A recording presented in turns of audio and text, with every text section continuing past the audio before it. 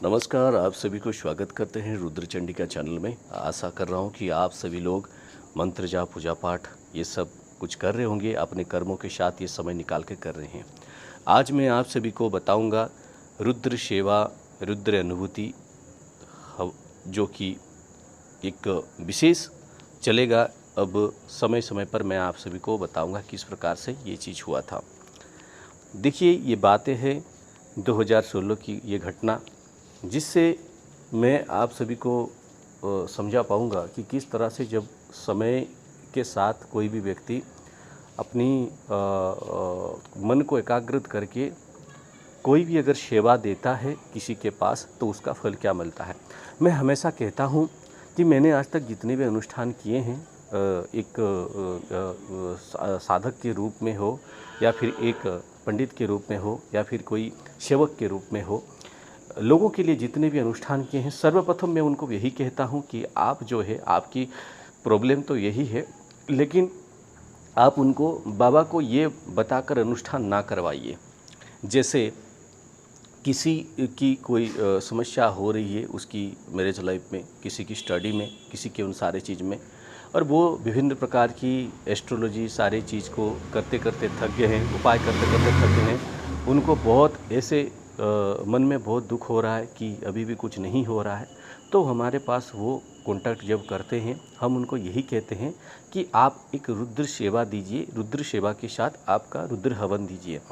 और मैं समय के साथ आपको बताऊंगा किस प्रकार से रुद्र सेवा और रुद्र हवन से कैसे जीवन बदलता है और कितने समय में बदलता है, मैं आपको बताऊंगा सब कुछ। और कैसे सामूहिक हवन से भी लोगों के जीवन में परिवर्तन हुए हैं और क्यों मैंने बंद किया है कुछ दिन के लिए, ये भी मैं बताऊंगा आप सभी को।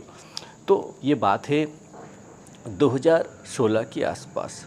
2016 का आसपास एक जो है व्यक्ति हमारे पास जो है वो आते हैं, हमें कांटेक्ट करते हैं, हम संपर्क करते हैं। 2016 नहीं होगा, शायद 2017 जनवरी के आसपास या फिर मध्य भाग में होगा, थोड़ा मुझे फिर भी है उसी आसपास होगा, ज़्यादा समय नहीं होगा, क्योंकि मैं जो ईयर है उसको ठीक से याद नहीं कर पा रहा हूँ। मान के चलिए 2017, हाँ 17 का मिडिल या फिर 18 आरंभ, ऐसा 16 नहीं होगा शायद से। तो उसी समय में एक व्यक्ति हमारे पास आते हैं उनकी समस्या को लेके, और समस्या में वो हमें कहते हैं कि हमारे हम एक ऑफिसर हैं, एक डिपार्टमेंट में हम काम कर रहे थे, और इन सारे चीज़ों पर हम पहले विश्वास नहीं करते थे, और अभी जो है हमारे साथ कुछ ऐसा हो रहा है। उनके साथ बहुत बड़ा समस्या हो गया था। समस्या मतलब वो कभी भी इस प्रकार की सारी चीज़ को कभी विश्वास नहीं करते थे, जैसे कोई बाधा हो, कोई तंत्र जनित बाधा हो, कोई ऐसी पीड़ा हो, वो वैसे विश्वास नहीं करते, क्योंकि वो एक ऐसे डिपार्टमेंट में थे जिस डिपार्टमेंट में इन सारी चीज़ को अंधविश्वास ही माना जाता है। ठीक है, तो फिर भी उन्होंने पहली बार जो है, जब उन्होंने अपनी नौकरी से जब वो रिटायर्ड हुए, तो उसके बाद उनके मन में इस प्रकार की भावना आया कि मेरे जीवन में अचानक ऐसा क्या घटित हो रहा है, ये सब कुछ घटित होना नहीं चाहिए। कभी वो बहुत तंदुरुस्त व्यक्ति थे, हैं आज भी हैं, और उनका कोई शारीरिक प्रॉब्लम नहीं है, उनको ना ही किसी भी ऐसी, मतलब तब नहीं था कोई ऐसे कुछ, अगर वो दवाई वगैरह खाते होंगे वैसे, उनको कोई ऐसे समस्या नहीं था, कोई ऐसे बिल्कुल समस्या नहीं था। तो उसके बाद भी अचानक क्या होता था, उनके शरीर शून्य पड़ जाता थे, वैसे लगता था कि उनको अभी मतलब वो कुछ समय के लिए एकदम पूरा उनका बॉडी में जैसे बॉडी कंट्रोल बाहर हो जाना, जैसे अचानक उनको पता नहीं चलना कि क्यों वीक लग रहा है, कैसे उनके साथ ऐसे हो रहा है।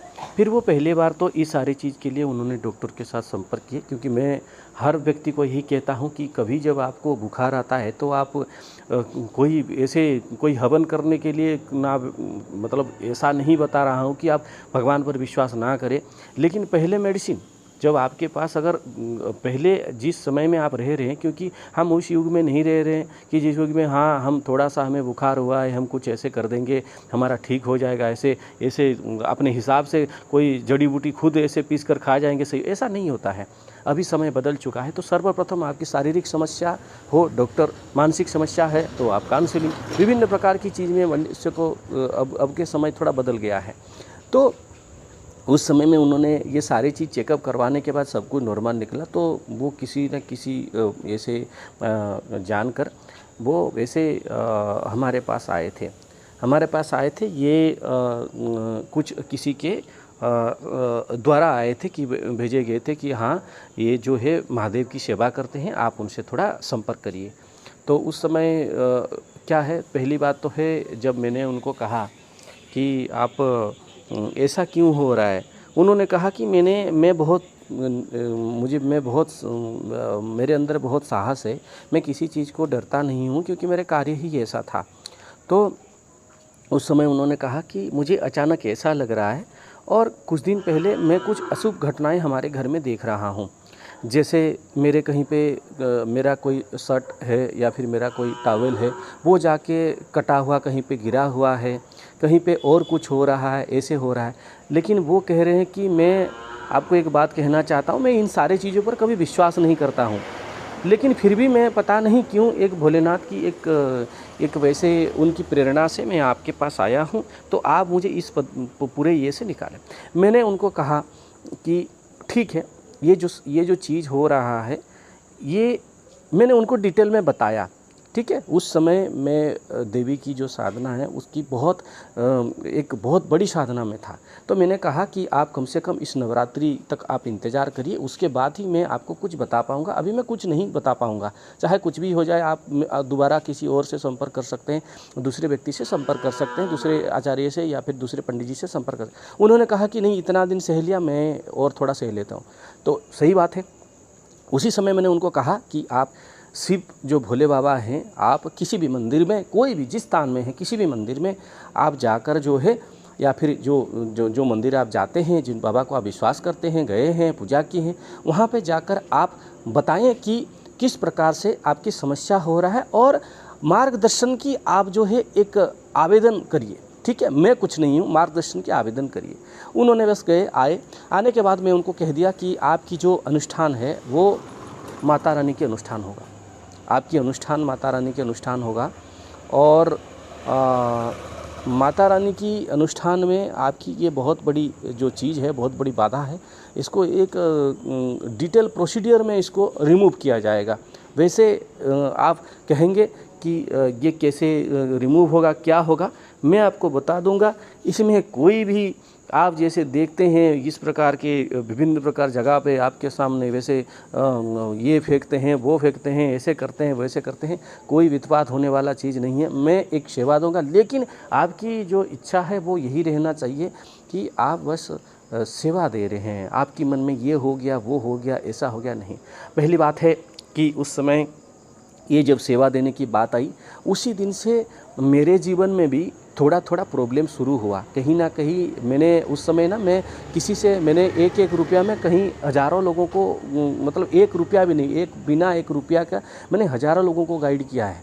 तो उस समय कहीं ना कहीं मेरे पर थोड़ा भार आना शुरू हुआ। लोग अब अविश्वास करेंगे, ऐसे खाली में साधु संत ऐसे कर देते हैं तो आप क्यों नहीं। देखिए, वो साधु संत हैं, हम साधु संत नहीं है ना। तो हम ऐसे गृहस्थ जीवन में रहते हैं, पूजा पाठ करने वाले साधक हैं, वैसे हैं, अनुष्ठान करते हैं, खुद के लिए करते हैं, दूसरे के लिए करते हैं, पंडित की जो पूजा है मंदिर वगैरह में करते हैं। ऐसे ही हमारा काम है, जो मेरी ज्ञान है उसी से करता हूँ।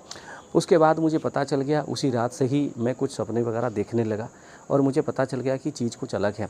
अगले दिन मैं उनको सुबह कॉल करता हूं और कहता हूं कि आप इस प्रकार की जो एक अनुष्ठान अपने आप से ही करिए, मतलब जितना जल्दी हो सके। उन्होंने बस कुछ ज़्यादा अनुष्ठान नहीं था, 15-20 मिनट की ही एक क्रिया थी, उन्होंने किया।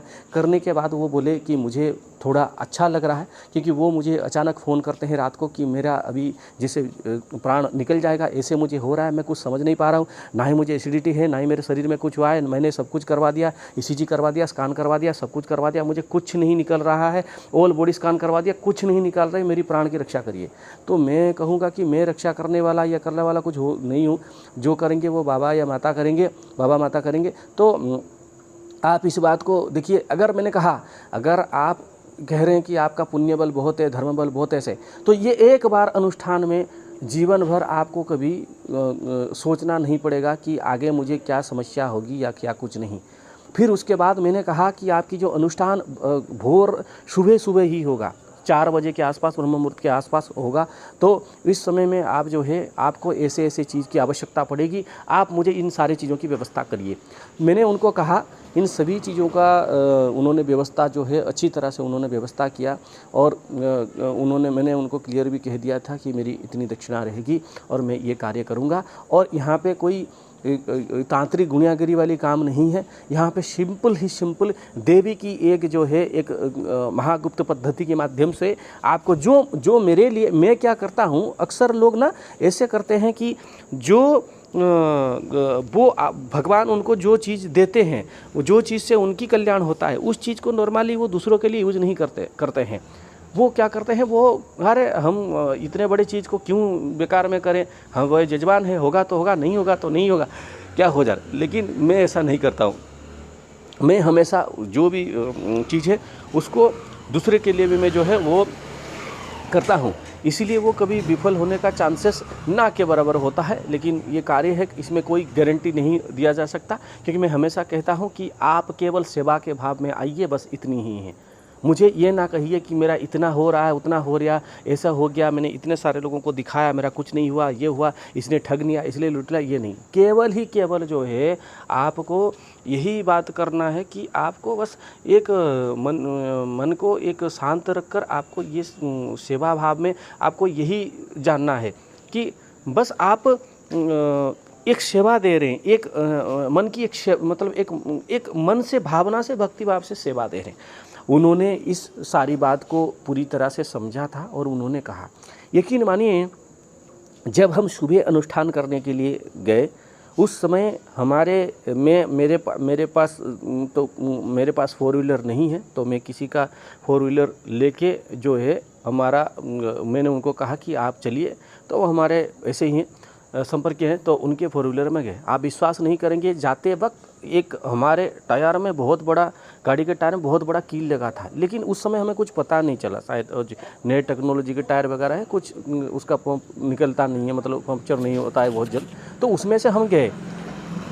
जाने के बाद, जाने से पहले एक रास्ते में एक मंदिर पड़ता है, तो वहाँ पे मंदिर के पास मैं थोड़ा वहाँ पे उतरने के बाद मैंने प्रणाम किया। उसी समय मेरे छाती में एक बहुत तीव्र पीड़ा हुआ, बहुत बड़ी पीड़ा हुआ। उस समय मैंने समझा कि कुछ ना कुछ तो गड़बड़ हो गया है, तो फिर गया। जाने के बाद मैं कोई ऐसा नहीं कि उनको बोलूँगा कि अब आपके अनुष्ठान नहीं कर सकता, ये हो रहा था, क्योंकि उस वक्त मैंने कोई एक पैसा भी उनसे नहीं लिया था। मैं चाहता तो मना कर देता, बाकी मैं कहता कि अगर आपका सामग्री लॉस हो रहा है तो वो बताइए, मैं आपकी व्यवस्था कर देता हूँ। लेकिन उन्होंने कहा आप अपना ख्याल रखिए, वरना दूसरे दिन करते। मैं बोला नहीं, आज ही करूँगा मैं। वो शायद मंगलवार या कुछ शनिवार का ऐसा दिन था, आज ही करूँगा मैं। तो जाने के बाद पहली तो एक है देवी की एक वर्णन, एक जैसे आप देखते हैं पुस्तक में देवी की महास्नान लिखा जाता है, देवी की विभिन्न प्रकार के आवरण पद्धति लिखा जाता है। इसके बेस में हमने जो अपने अनुभूति से, जैसे मैंने माँ को प्रसन्न करना है, जैसे माँ की जैसी उपासना करना है, उस अनुभूति के आधार पर मैंने जो है एक अपना माता की अनुष्ठान शुरू कर दिया, उनकी सेवा शुरू कर दिया, वहीं पर पूजा शुरू कर दिया, उनकी श्रृंगार कर दिया। उसके बाद में एक वहाँ पर मेरे से जो मंत्र मुझे माता से मिला था या फिर बाबा से मिला था, उसी मंत्र के सहारे जो मैं है, उसी पद्धति के सहारे मैंने हवन करना शुरू कर दिया। जैसे ही हवन करना शुरू कर दिया, जैसे ही मैं हवन करने लग गया, उसके बाद आप यकीन मानिए उनके अंदर में पता नहीं कम से कम 100 से 150 के आसपास उबासी या फिर ढकार जो होता है, एक बेल्चिंग होता है, वो होने लगा। मैं उनको पूछ रहा हूँ क्या आपको एसिड रिफ्लक्स है, क्या आप कोई दवाई खाएंगे, आपको व्यवस्था कर दिया जाएगा, आप चिंता ना करिए, हमारे पास मेरे जो गए थे उनके पास है कुछ मेडिसिन वगैरह। वो बोले नहीं, मैं एकदम, मुझे कुछ नहीं है, मैं स्वस्थ हूँ, आप चिंता ना करिए। तो फिर ऐसे करते करते अनुष्ठान किए। अनुष्ठान करने के बाद, अनुष्ठान जब करके मैं आ रहा था, उस समय मुझे और एक बार दोबारा प्रहार हुआ मेरे पर। प्रहार मतलब क्या, वैसे कोई भी एक आपकी जो ओरा है, उस ओरा में दूसरी एक एनर्जी का एंट्री करना, तो मुझे उस समय पता नहीं चला। उनका जैसे ही अनुष्ठान हुआ, अगले दिन वो हमारे घर आए और घर नहीं, वो मुझे कहीं पे मिले और मुझे बोले कि मैं अब पूर्णतः स्वस्थ महसूस कर रहा हूँ, जो कि मेरे साथ इतने दिनों से चल रहा था। और फिर मैंने कहा ठीक है, अभी रिसेंट हुआ है तो आपकी मानसिक रूप से लग रहा हो, आप चिंता करिए। उन्होंने कहा कि अब रिसेंटली उनके साथ बात हुआ था बहुत पहले, उन्होंने कहा कि अब तक जो है मुझे किसी भी प्रकार का समस्या नहीं हुआ है। इतने दिन से मैंने उनको कहा था कि आप ये मानिए, आप इस प्रकार की जो अगर आप बिल्कुल भी मांसाहार नहीं छोड़ पा रहे, मैंने तो उनको कुछ कहा था, उनको बताया था।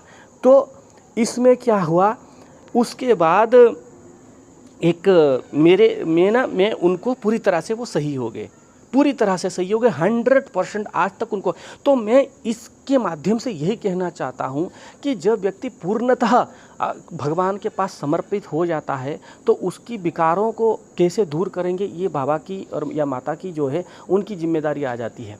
इसमें उस व्यक्ति को कुछ करना नहीं होता। लेकिन बात यही है कि व्यक्ति संदेह करते हैं। व्यक्ति जब संदेह करते हैं, उनकी वो चीज़ कोई एक पंडित क्या 100 पंडित भी दूर नहीं कर सकते, क्योंकि उनको अपने आप में ही वो खो जाते हैं कि मेरा समस्या दूर नहीं हो सकता, मैं ऐसा नहीं कर सकता। तो सर्वप्रथम यही कहूँगा कि कोई भी व्यक्ति पूजा पाठ कर रहा है, वो सेवा की भावना से अगर करेगा तो उसको बहुत अच्छा फल मिल सकता है, रिजल्ट मिल सकता है। मैं आने वाले वीडियो पे बताऊंगा किस प्रकार से एक अनुष्ठान के बाद हनुमान चालीसा से मेरा जीवन जो है मेरा प्राण की रक्षा हुआ था। ठीक है ना। तो आशा कर रहा हूँ वीडियो आपको अच्छा लगा है। वीडियो अच्छा लगा है तो वीडियो को अवश्य ही शेयर करें। जय माता दी।